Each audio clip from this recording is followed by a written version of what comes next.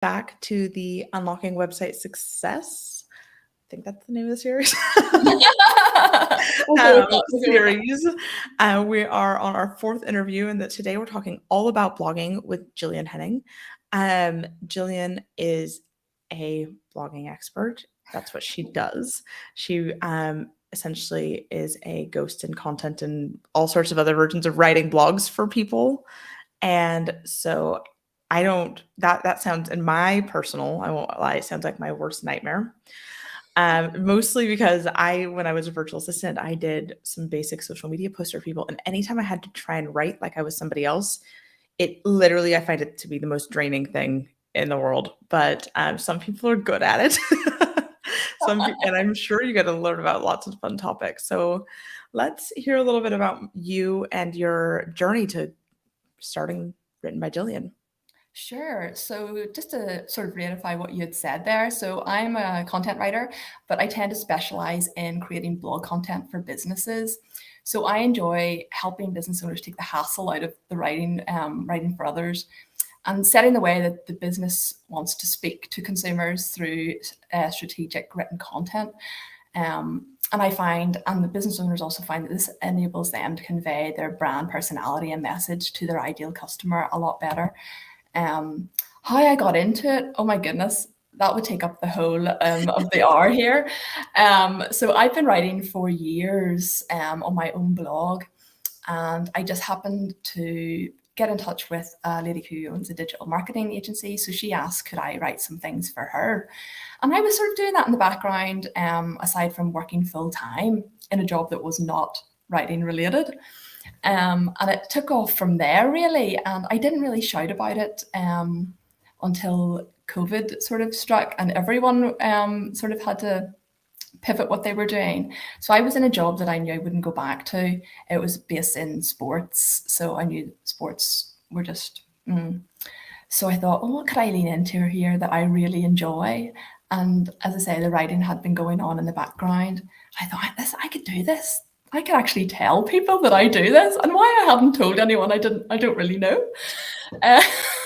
Seems really silly now, but so yeah, I decided, listen, I'm just going to tell everyone that I actually can write, and I write for businesses already. And with the backing of my good friend Amy, who gave me a bit of a kick up the bum, she said, "Come on, let's tell people."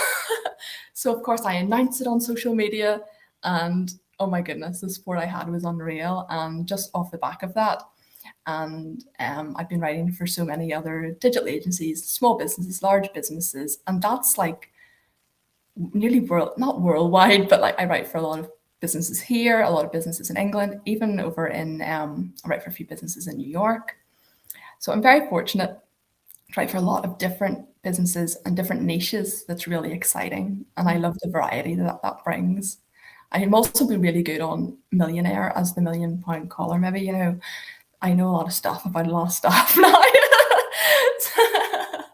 So maybe that's a claim to fame, maybe. Yeah, I think, you probably are a good one for that, because you have so many different things that you're researching for what you're writing about. That would be Good in a fantastic. table quiz. I found I used to do context switching. I used to write, obviously, when I first moved here, I wrote quite a lot in like British English, and then wrote a Yes. lot in American English. And a couple of years into my business, I was like, I really want that global feel. I don't really want to pin myself into this local market. So I just switched everything into American English, which I don't know what took me so long, because I don't have to think anymore. It's just in like my sort of native Yes, English. that's just how you naturally do it. But yeah, I'm sure for you but it's wild, because I used to have to write, in different places, and I know that it's only a few extra U's and S's really, but No, I know it. That's things you definitely have to watch out for, the changing of the spelling, and I'm continually doing that. But it's interesting nonetheless. I did try to sort of niche into different markets, because that's what people tell you to do when you start a business, niche, niche, niche. And I did niche, and I hated it. I just found the writing really repetitive, because sometimes there's only a certain number of ways you can say the same thing. And I really missed the variety. So I decided to go against what everyone was telling me. I think that's the thing, though, is there was something definitely in like, say, I started my business in 2018. So there's Mm. something that kind of really went on between 2018, 2020, where it was just like everyone was screaming Yeah. niche.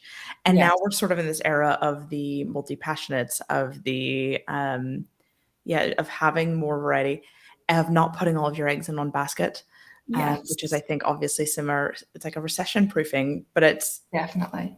also people aren't one thing, right? None of us Yes, are like only good at one thing.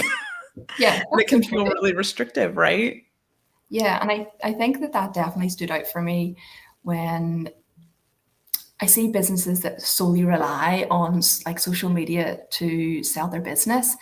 You know, a lot of people just sell on Instagram and just have their customers on Instagram or maybe on Twitter. And then once those sites, you know, sometimes you see they have glitches and the site will crash, or next thing you know, Instagram's down. And I always think to myself, what would you do if that was just where your customers were and you just had them through that? How would they find you? How would you know who they are? Mhm. Especially if you have, say, on Instagram, you've got 10,000 followers, but maybe only 1,000 people actually purchase from you. How would you know who those 1,000 people were? You know, unless you have another form like the likes of a website or a mailing list where they can stay in touch with you and you can stay in touch with them. So I think it is really important that people don't put all their eggs in one basket, Yeah, both especially in their where yeah, you sell, but also even in your services and offerings. totally. Oh my Mhm. goodness, yes, you need to be able to pivot some of that for sure. Yeah, and I think that's probably, and we'll get into, sorry, I've got a lot of questions for you, but just my Okay. last thing, because it's Don't let something me that go off on a tangent. but all these things that like, oh, I've just lost my train of thought, but essentially we were talking about niching and not putting all of your eggs in one basket, both. Yes. But I think the other thing is, I think the thing about business that I really doesn't go with my personality type, that I've had to learn to just embrace, is it constantly changes. So, Gosh, yes. like I personally would have loved to be like, all right, set up my business, set up my marketing strategy, let's go, let's run with it. But we change, our businesses change, our Mhm. needs change, the industries change, the world changes, Yes. climates change, both physically and otherwise. Yes. Oh my goodness. So yeah, yeah, I Yeah, you think. have to be ready for that. Mhm. Definitely. It needs to be part of like your contingency or business plan, doesn't it, really? Yeah, exactly. And I think there's a million ways to do it. I think that's Mm. one of the other fun and challenging parts of businesses, is there's no right answer. Yeah. Um, but And even as I said, when I was sort of introducing myself, you know, I had to sort of think when COVID came from the job that I was in, I did need to all of a sudden have right things have to change and had to lean into what I well not only what I was good at, but what I enjoyed doing. yeah, So and you have to be ready for that change and take that leap and just go for it. And I mean, if it doesn't work out, it doesn't work out, but at least you give it a go, you yeah. know? Definitely.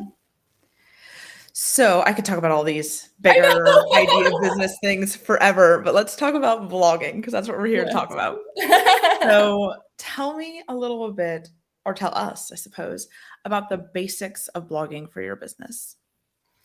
So a Like if lot you of had no idea where to start, like what would you tell someone? how to get started with a Yeah, so blog. the basics ideas of blogging for people who've maybe been like, "Mm, Okay, well, if a business is going to start a blog, I would first of all say you need to really think about what your goals are with the blog. Blogging, having a blog on your website can bring a lot of positives. It can bring, you know, you can have really good SEO, which I know we're going to speak about anyway, so I'll just talk about that briefly. Um, you know, it can help you with your rankings on Google. It can increase the website traffic to your actual site. People maybe visit, or maybe if you post a blog and someone, you know, click on the link and next thing you know, it takes you to your website. But that can keep people on your website. So they'll maybe read your blog, they'll maybe read another blog, then they'll maybe go to the packages that you offer, read more about you. So it can help keep people on your actual website.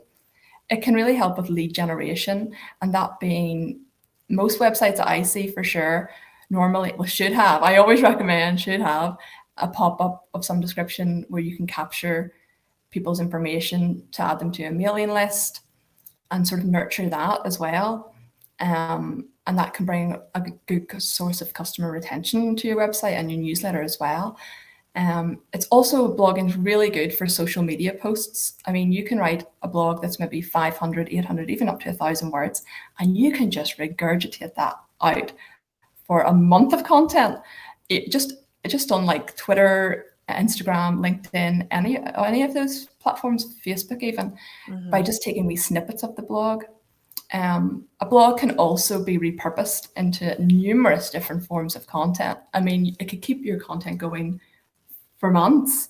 You can turn one single blog like into an ebook. You could create video content around it. Again, it could be a lead magnet to get people to sign up to your newsletter. You can create infographics out of it. You can create a webinar out of it. Show notes for a podcast. The list is endless for what you can get out of one single blog. So I would definitely define, so that's gone off on the tangent again. So I was coming back to defining your goals for the website content. I would also say, if you're going to start a blog, know your target market, know who you're writing for, or who, if you're going to outsource that, who you want the person to write for. Make sure you do have that person in mind, because you could write a blog and you could be targeting website content or a blog. You don't want to be targeting someone who's 18 and someone who's 82. That's too far of a gap. You need to make sure that you do know who your target customer is. I would also say to conduct some keyword research, because again, you want to try and aim to have your website ranking, and you can do that through conducting good keyword research. And you can do that. There's plenty of free ways to do that. One being like Google Keyword Planner you can use, or what was I going to say? Or SEMrush, you can use that as well. I'm trying to think what else I use. What else for blog? Oh, make sure that the content is relevant, especially relevant to the target audience we've just talked about. You don't want to be creating things for the sake of creating. You might say to yourself, oh, I'm going to have the goal, the defining goal could be, I'm going to post 4 blogs a month. But those 4 blogs need to be relevant content to the business that you have and the audience that you have, not just posting for the sake of posting and writing something out really, really quickly and just hitting publish and say done. There's the big tick beside the page on the to-do list. It really does need to be relevant. Right. So to recap here, you're going to make sure that you know who what your goal is, so what you're trying to do, whether that be increase the goal.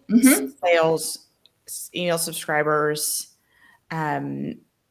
authority building, whatever. There's a million different goals you can have there, right? And then you're going to know who you're talking to. You're going to do some keyword research. You're going to post relevant content. And personally, my go-to for knowing, once you know those other things, my go-to for posting relevant content is just, what do you get asked all the time? Like, that is it. I always say that to people. The first thing a lot of businesses who I chat to is like, I don't know what to post. I don't know what to do. I said, what do you get asked all the time? What are your frequently asked questions? What are you sick to the back teeth of repeating? I said, that's what you need to, that's your first blog. That's it right there. It's gonna be like when people go to your website, they're gonna see the questions that they're thinking literally like right in front of them. It's also gonna save you all of that admin time of answering those questions. Oh my goodness. Because you can just point the people in that direction to go onto your website. And again, happy days, they're on your website, and then they'll maybe have a wee look around, I know. I've had so many people this week ask me how to do a specific thing in Squarespace. Specifically, people are looking to embed social media posts on Squarespace. And I have a YouTube video that I've made of that. And I just keep winging that at people.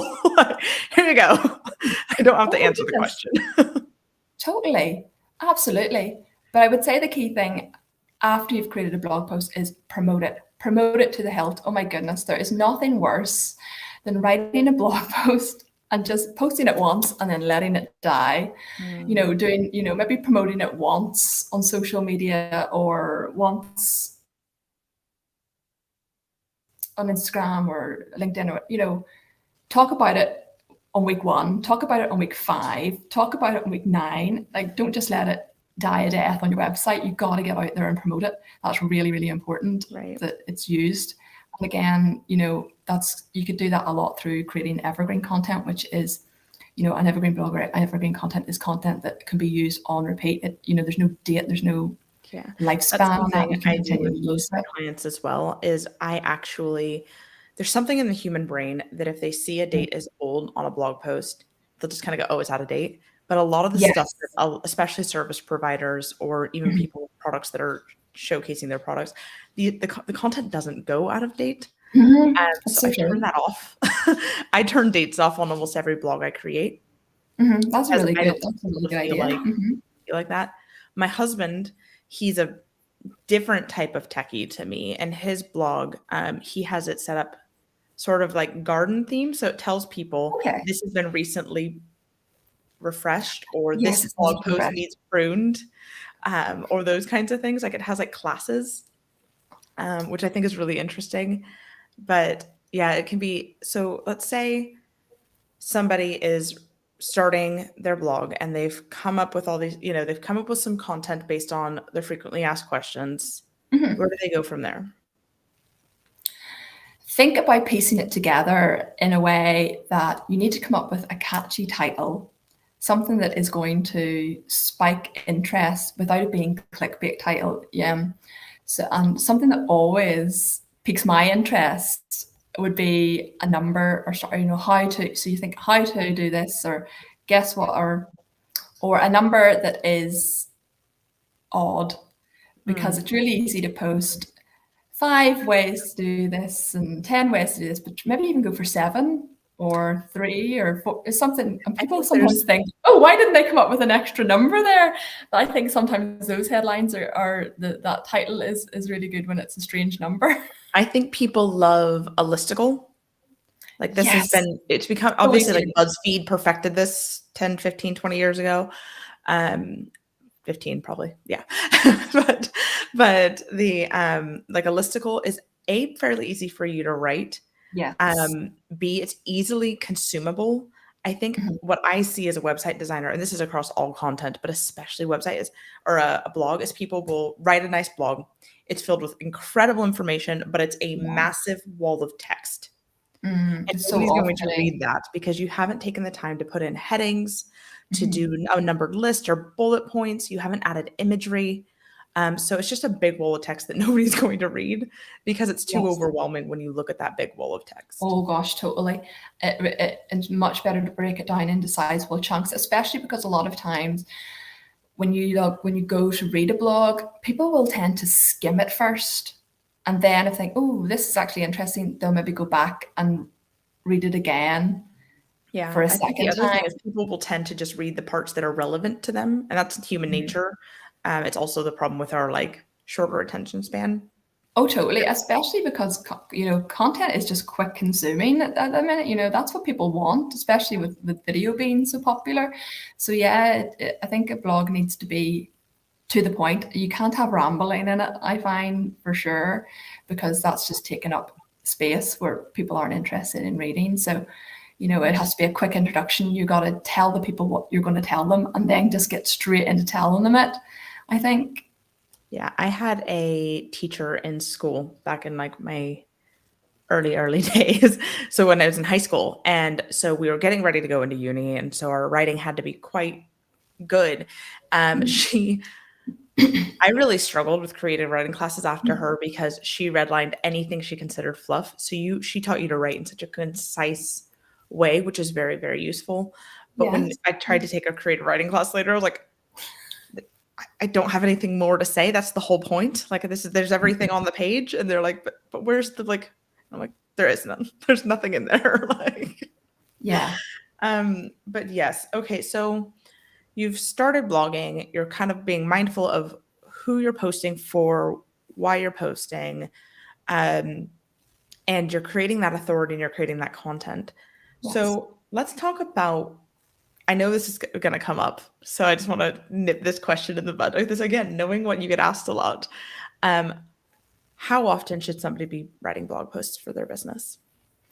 I recommend 4 blog posts a month. Mm. That's what I tend to recommend. But even if someone posts one a month, from going from nothing to one, is impressive because these things take time. It takes time to write a blog. I can appreciate that. So now not every business owner has that time, and I guess that's why I get clients because maybe it's not necessarily their forte. They don't like it. They're not interested in it, but they know that they need it for their business, and that's really important. That once they recognize that, I mean, that's bonus. Yeah. So I always recommend for a month, but it takes time. It takes time to build up, the Google rankings. And so you can't just post a few blog posts and think you're going to be on page one of Google. That's not how it works, unfortunately. No, That can, SEO is a long game. it is a long game. But the bonus to that is, okay, you're creating that content, but as we've already said, you can use it in a ton of different ways as well along the way while you're sort of waiting on that taking over. But also it just makes Google likes unique, relevant content. If you're trying to rank in the Google top 3 or even on the first page of Google, like Google has its own set of really instructions of what you need to do in order to rank. That it has to be high quality content. There has to be maybe good backlinks in it, good search intent. The content needs to be relevant, and not just content, but your website has to have a really good speed. It needs to be user friendly. Your keywords need to be optimized and not keyword stuffed. If you've decided you're going to rank for content writer in Northern Ireland, you don't want your whole blog to be a content writer in Northern Ireland, a Jillian content writer in Northern Ireland, and Jillian's based in Northern Ireland. It's a content writer. You don't want to be really repetitive and stuff your blog with those keywords. It needs to really go in a natural flow, a good storytelling flow. Yeah. So, let's talk. We've kind of touched on this a little bit, but I want to talk more about search engines. So, search engine, one of the, in my opinion, as a website designer, there are a few really important reasons to have a blog or a podcast or a YouTube channel that you add into your blog. Essentially, a long form content piece on your website that you also then, whether it be a podcast or YouTube, you want to make sure the words are there because of search engines, right? So, and for accessibility, you want to be able to cover people who maybe not visual or auditory learners. They want to be able to read it. So my point is, so the reasons I see for this are authority building. Yes. Which is huge. I see, search engines. So it's, and then, that kind of answering people's questions before they've got to it. So those are probably the biggest ones. I'm sure there's a million other reasons to have a blog. But it's really important for people to they go to your website, they go to your blog to see, okay, she actually does know her shit, right? Yes. Yes. And then they go, which is what you're sort of talking about. They spend more time on your site, but they're during that time, which is good for your search engine rankings and stuff too, and it's good for your analytics. But during that time, the more important thing is you are building trust with that person through what you know and how you're helping them with that content. And then, and that's what Google's seeing too when you're doing a good thing. That's how search engines work. Yes. They appreciate that the post is informative, well-structured, unique, all those things. And that's not to say you can't write about things that have already been written about. We all know there's nothing new under the sun. There's a million other people out there talking about Squarespace, Shopify, and business systems. Mm-hmm. I'm not the only one out there making these videos, but I'm creating them for probably a different audience than some of the other people. Yes. I'm also using my unique teaching style and voice to these things. So I think that's what I'm saying. So more about all of that. Let's talk about, so in search engines, I just want to give a mini spiel. Search engines are a long game. And when we say SEO, that's search engine optimization. Primarily people are going to be using Google for that because they have a near monopoly on the search engine game. Yeah. But there are others out there, Bing, and there's the one that plants trees that I always forget the name of. It's like an eco one where every time you search something, they plant a tree or something. There are other options out there, but primarily you're going to be wanting to play Google's game because as a business owner, that's what you have to do. Mhm. And it's really about, like we said, creating good content, making it easily digestible, um, making sure that, yes, your page speeds, your website is optimized, and without getting too much into it, there's a million ways to optimize your website for SEO. And Squarespace has a list on their website on how to do it. But the thing is you're never going to hit perfection. There's Oh too no, many factors. There are like hundreds of factors that go you into couldn't nail it all. There's no it. way you could. No No. way. And so it's about just doing what you can. Yeah. And so, yeah, let's talk about. So, for example, I think probably the most vague thing for people is, and probably with as simplest as you can put it, but like how would one go about doing a little bit of keyword optimization? So you've mentioned a couple of tools like SEMrush and Google's tool for that as well. But like if you're looking for keywords for your business and you're me, so I'm a website designer. I don't really target Northern Ireland. Like, how do you go about being like, okay, I'm a website designer, do Squarespace. I help us, I tend to help micro businesses, and that's what I know about my business. Yeah, so you can infiltrate a lot of that into your writing, but again, like I say, without stuffing it. But you can do that through your blog, through your website, through the Google. Well, it was Google My Business.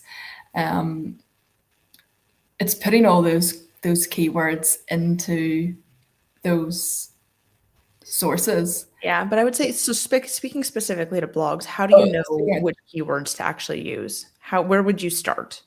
Well, I tend to use the Google Keyword Planner. So I'll go in and I'll have a look in there, and because it can tell you specifically who is searching for what in your area. So for example, when I wanted to rank for a content writer Northern Ireland, I went in and searched, but no one was searching for content writer because in Northern Ireland, people were searching for copywriter, and copywriter and content writer, while they can do a lot of the same things, they're not the same thing. So I knew I wasn't going to be able to rank for content writer because no one's searching for that in Northern Ireland. So I had to write my blogs in such a way that I was talking about myself as a copywriter in Northern Ireland. So when people searched those words, that's when I was going to come up. But that took a lot of work. Like you say, it's long. It's a long game. So that's creating content with those keywords and but using those tools to search for it and knowing what people are searching for as well, so that you can create that content with those keywords Mhm. is important also.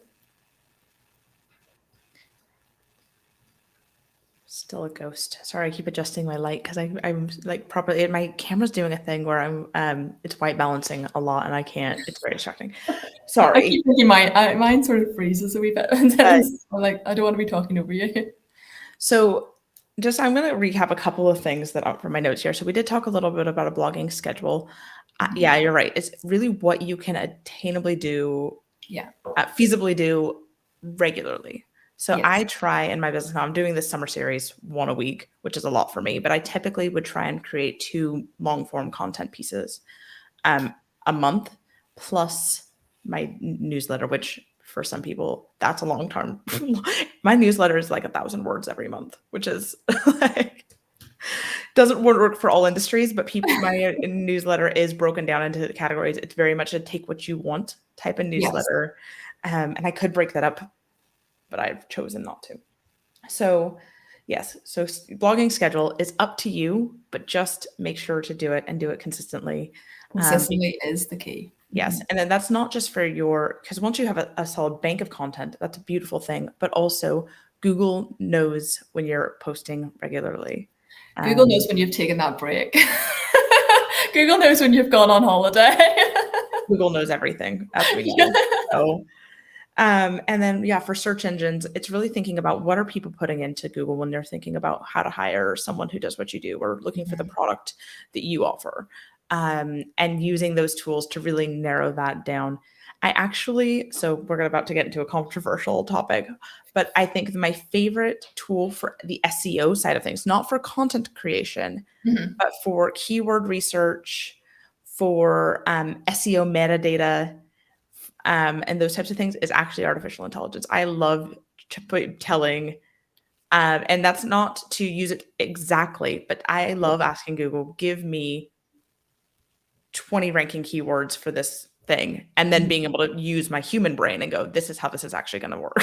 Right. Yeah, because I think that's the big thing when you do use AI. You have to put the personal touch into it, and you do have to, you can't just take the AI's word for it as such that this is what is ranking, and with all that sort of information Mm, online for sure. absolutely.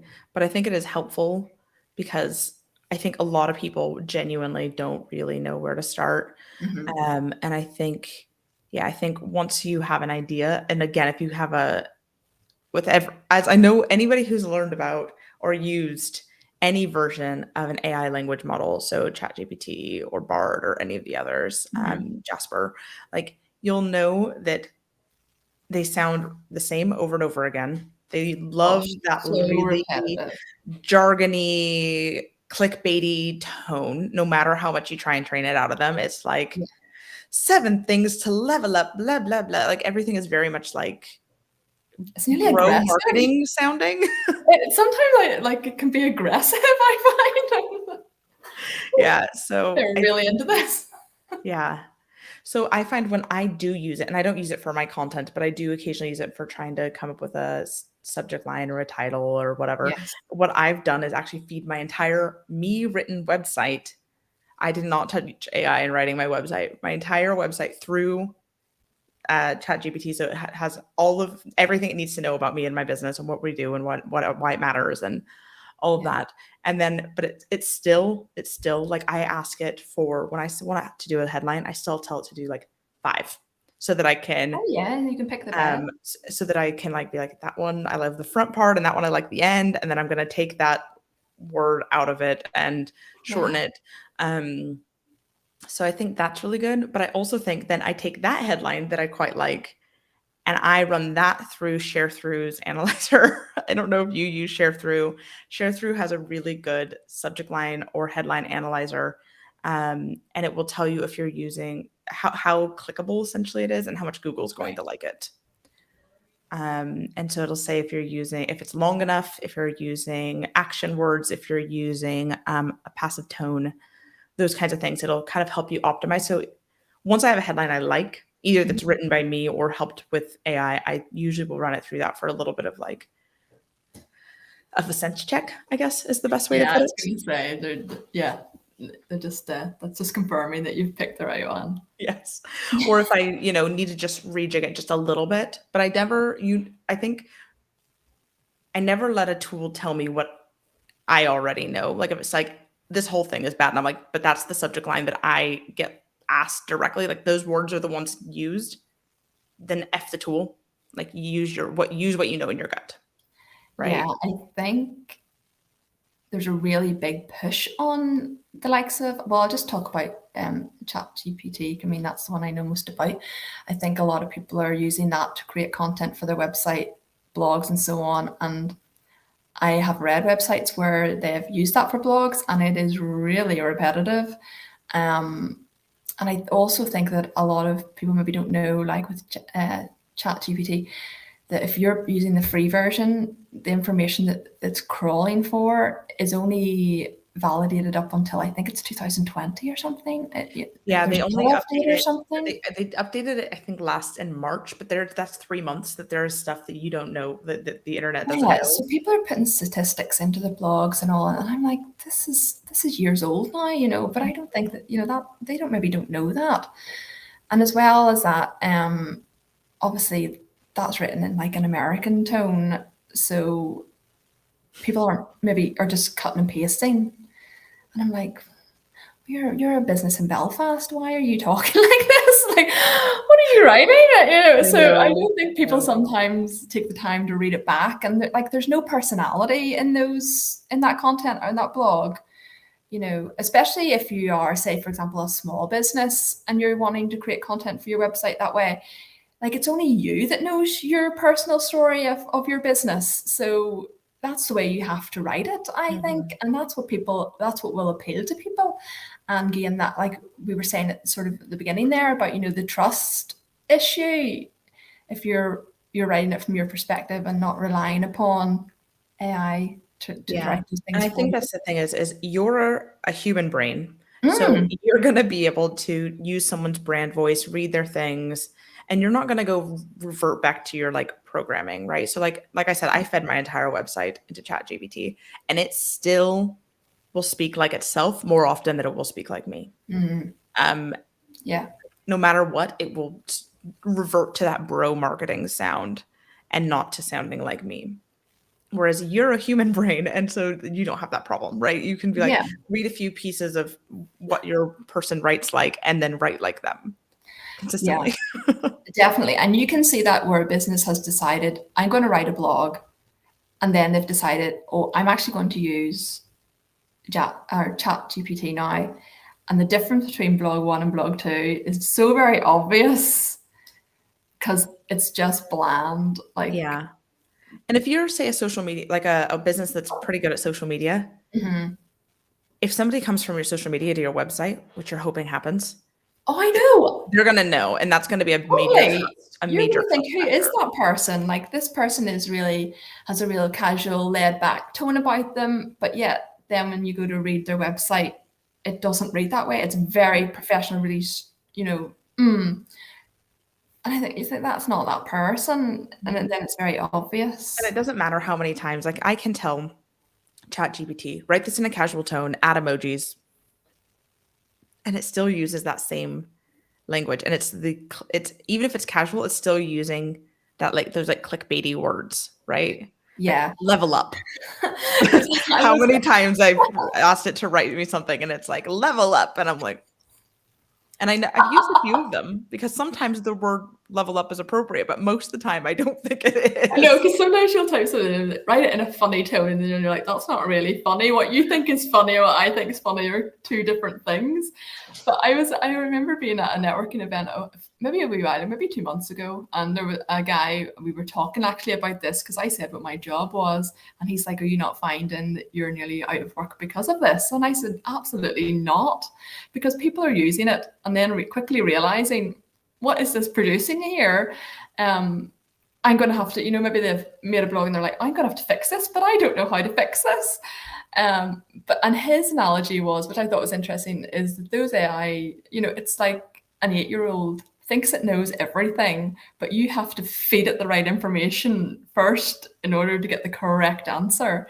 So Right. you really have to nurture that AI, whatever tool you're using, in order to try and get the right information. And that can take And ages. yeah, and not only that, but it doesn't remember it long term. Similar to an Oh, 8-year-old, yeah, 6 months later, it's not going to remember all that stuff you fed totally. it. Like, I thought it was an interesting analogy, and I think, yeah, because obviously I have a 9-year-old at home, but I think, yeah, well, she thinks she knows it all, but then she'll go, Mum, is that right? Or, Mum, can you Google that? I'll be like, see, that's a wee bit like AI, Chat mhm. GPT. I'll write into it. Well, maybe can you elaborate on this, or what do you mean by this? I'm like, I don't really understand what it's talking about either, and where has it trolled all this information from? Yeah, I think that it's valid. And I think that's why writing it yourself, you can ask ChatGPT for an outline or some Oh, bullet it's points. great for that. I'm not saying it's the worst in the world at all. Like, it's really good for brainstorming ideas, but when it Mhm. comes to writing the content, you need to do that yourself. For Exactly. sure. Yeah, exactly. You need to be generating your own thoughts essentially for lots of reasons, but because if you put up something directly from ChatGPT or from any other language model, you're probably essentially plagiarizing because that's all they can do is like spit out what's already out Yeah. there, and you're gonna sound like everybody else, which isn't gonna do you any favors. Yeah, and if you tend to ask it a question and someone else has asked the same question, they're getting the same content that you're getting. Yeah, So in essence, you could nearly have content that's exactly the same as a competitor, and people could wonder, well, where has that came from? And then it's going to be pretty obvious what has happened. yeah, exactly, exactly. So, say you've taken the time. to thoughtfully write out your own blog post, Mhm. and you've shouted about it. You've taken the time to schedule out posts to social media, wherever your preferred platforms are that your community is hanging out, and that it's going to actually make a bit of a splash on or make an impact. And then you've done that a couple of times. You've scheduled another version of that post to go out a few weeks later. Mhm. What else are you to do with that blog post? We've talked about this. Like, I know you've talked about this, but I want to make sure Well, people I did hear sort of it touch on it. I all did about sort how to of. repurpose a blog post. So we talked about this a little bit earlier about all the ways you can do it. But I would love for people to hear it again and hear it a little more in depth. Sure. So I would always recommend, if you have a blog post, that, as I said before, you don't want to write the blog post and then just hit publish and just expect people to necessarily come to that blog post. So you promoted it, but you need to keep it going. Blog posts can have a really long lifespan, and that's through people finding it through search engines, but also you promoting that and using it in different ways. So once you have created your blog post and you've posted that and you've told people, maybe you can go over onto social media and advertise the fact that you have this blog post, but you can also start to create posts out of it. Um, I know once, for example, myself, I would post maybe 3 times a week on, say, Instagram. So I can take the first paragraph of the blog post and I can turn that into one post. And the second could be the post on Wednesday, and the third could be the post on Friday, and always linking it back to try to capture those people onto the website. So I would tend to do that. That's one way of using it over on social media. Then I'll create that in an even shorter form into a newsletter where you can link that back to your website, but tease people in the newsletter with a bit of information about what's in the blog. But you want them to go to the website and read the whole blog. So don't give them all the information in the newsletter. Tease them so that they can go over and use it there. I briefly touched on using it as a lead magnet. When someone comes onto your website, it can be really good to turn what people have asked you for. If you're doing like the frequently asked questions and so on, you can create that into some sort of the lead magnet, a template download, a resource, something like that. But it has to be something that is people want. It has to be something that's in demand for enough for people to give you their email address, to want to part with that precious information. But it's a good way to turn a blog post into something that they want, if you know that you've done your research and this is what your ideal customer wants. Another great way is to turn it into a snippet of a video. Come on and talk about what you've blogged about, talk about one of the points you've made, and you can say in the video, I've talked about this more over on my blog, and direct people again over there. If you see that you maybe on social media have a lot of engagement about the blog, you could think, well, maybe people really want to know more about this, in which case you could turn that into a web series, or you could go live and talk a bit more about it, where people can then in the comments on the live stream ask more questions about it. But that again can generate even more content ideas for you because of the questions people are asking. Because there are things that people don't know, and sometimes you can assume people know something and they actually don't, just because you know it and it's so second nature to you. I think that's the thing, is when I was first starting to create content, I was like, I don't know what to say because everybody knows what I know, or it's already out there. And it took me ages to finally realize that most people don't know what comes natively to me. Exactly. Like, Yeah. I'm a systems freak. I'm Monica Geller. I'm Claire Dunphy. Like, no, there are a handful of us out there, but there are not a lot of people. And there's also not a lot of web designers that are systems based. There's Yes. not a lot of people. Essentially, there's not a lot of me's. Like, right? There's not a lot of people that think the way that I think. And so getting loud about whatever comes naturally to you is going to be a really good thing to do. I also think that one question I often get about when I start talking about content repurposing is like, I don't want to sound like a broken record. What if everyone sees it and gets really annoyed? Here's the thing is most people can like consume content in a way that feels good. So you Yes. could create, and I am for this series, I'm creating a podcast, an image, a blog. It's going on social media. It goes in my newsletter. It goes Perfect. everywhere, right? Like, it's going everywhere, and nobody's annoyed. And the only person, if somebody is listening, seeing all of those things, they are my super fan. They are not going to care. Exactly. Oh my goodness, exactly. Because you can post on social media, you can post one week and post the exact same post. Maybe you maybe change the template or the graphic Mm. and just copy the caption. But the chances are no one is going to realize that you posted that 6 weeks ago because they are consuming so much content on a daily basis that people really overthink that. That, They, and like when it comes to social media, like it's very easy to be passing ships of the night. You have to oh, be consuming yes. at the right time to see something that somebody's produced. So yeah, there's a million reasons that that's not a problem at all. Like, Absolutely. I mean, even when people maybe go onto your Instagram page, they'll only even look at like the first three or four posts, or what you can sort of see on your mobile. There's not a lot of people who's going to scroll away back and start reading all your captions. mhm. So I really think people overthink that, and that they can't write the same thing. You absolutely can. There's no problem with that. And even with the same content, so that blog post, there's been times, so I've written blog posts where then I've turned that blog post into remember IGTV, an IGTV, and then later down the line, I've turned that into a podcast episode. It's been a part of my newsletter, like because the things that you are an expert in or a thought leader in, like people need to hear it, but also you're going to need to have fresh ways to talk about it over time. And I know sometimes it can be like, oh, I'm so sick of hearing myself talk about this. But the thing is they also say that it takes like the average person like at least 7 times of exposure to something before Yes, they're like, oh, like, it right. sinks in. Yeah, Yeah. definitely.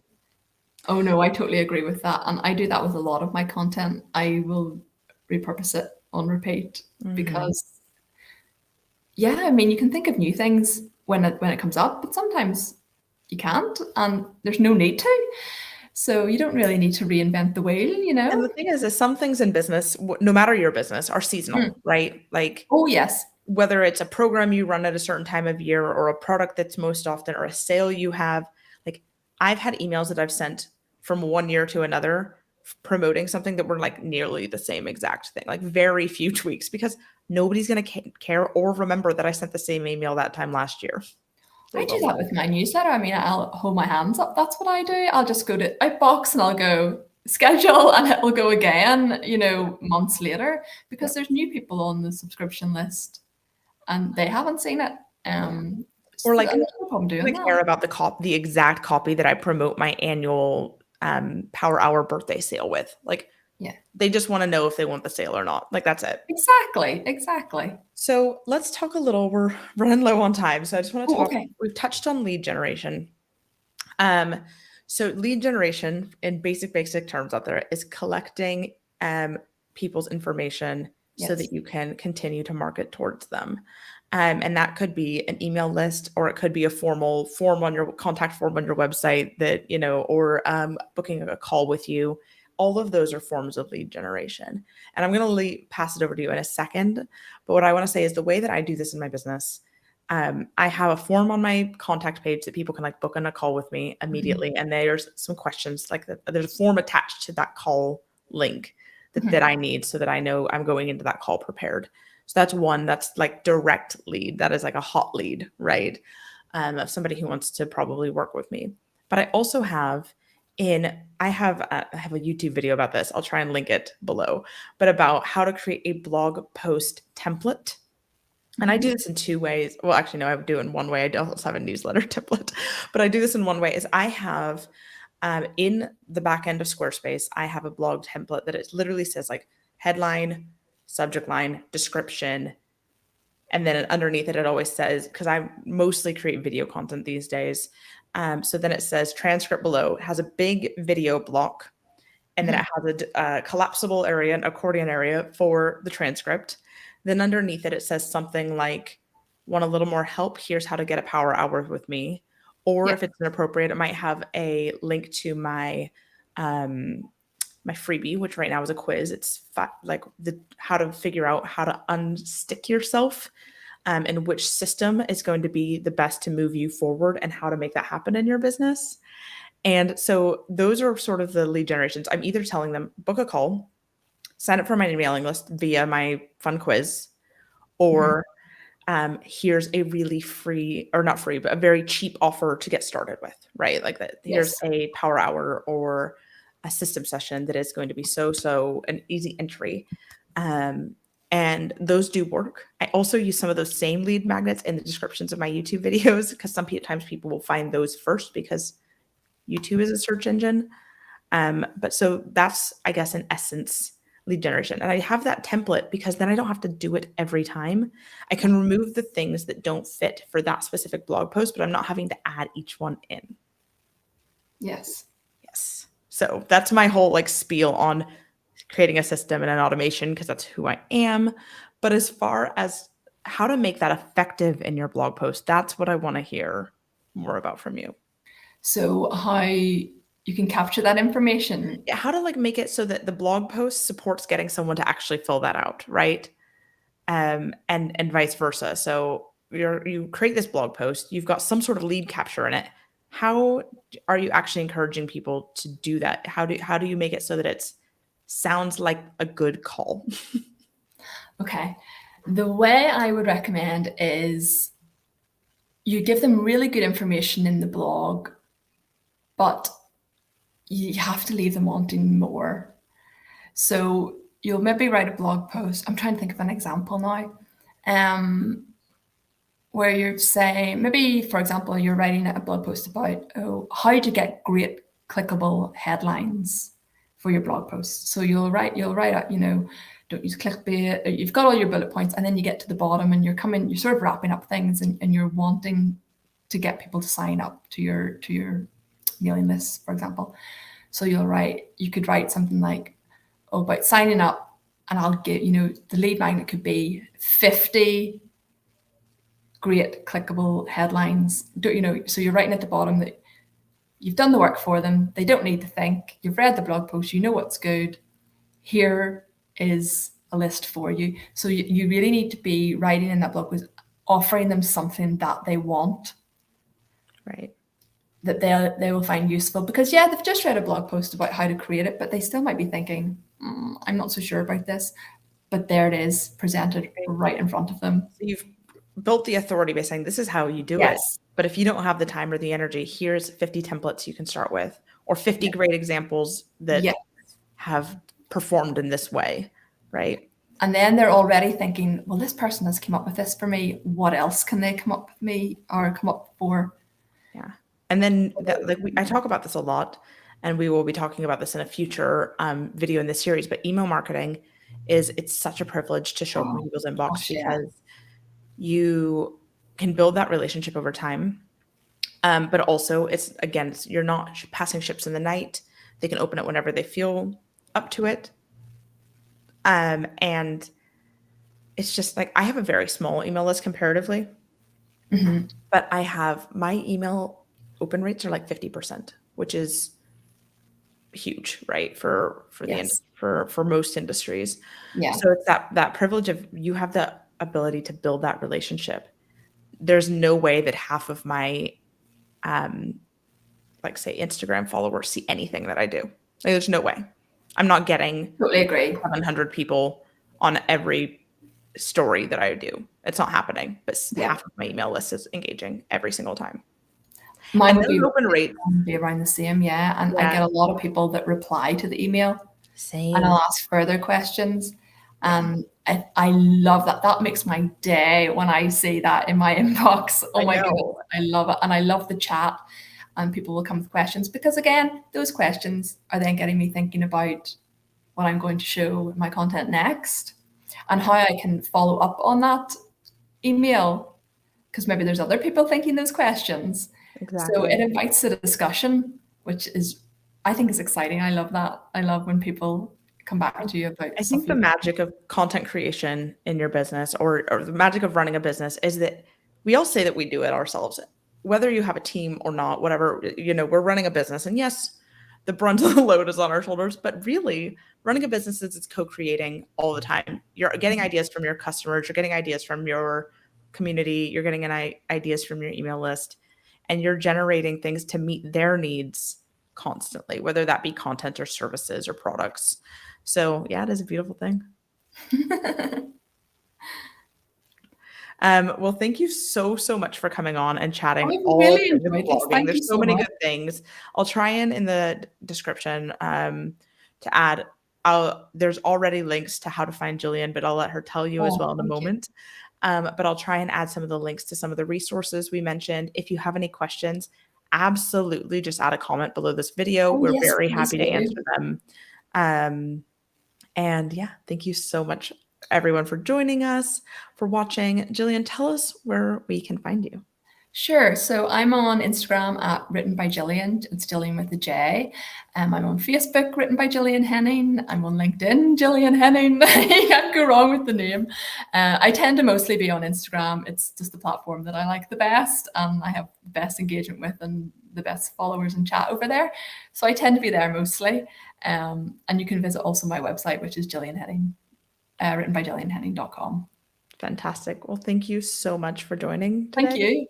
and sharing all of your knowledge. There's quite a lot in there. So don't feel intimidated, people. It's easy to start with one post. Yeah. All right. Bye, everyone. Thank you.